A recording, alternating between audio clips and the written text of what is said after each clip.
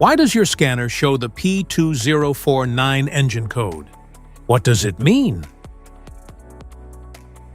P2049 is a diagnostic trouble code for Reductant Injector Circuit High Bank 1 Unit 1.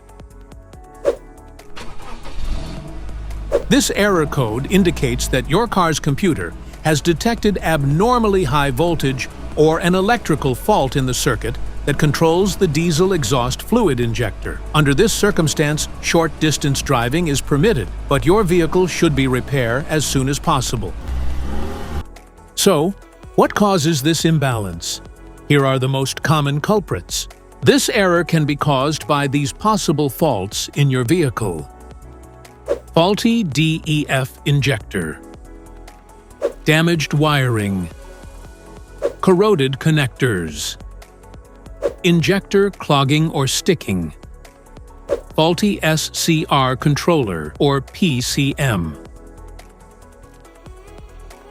Each DTC code corresponds to a specific issue in your vehicle. This error code occurs in any OBD2-equipped vehicles, especially in those manufactured since 1996, and it is commonly found in vehicles like Ford, Mercedes-Benz, Toyota, Dodge, and Chevrolet.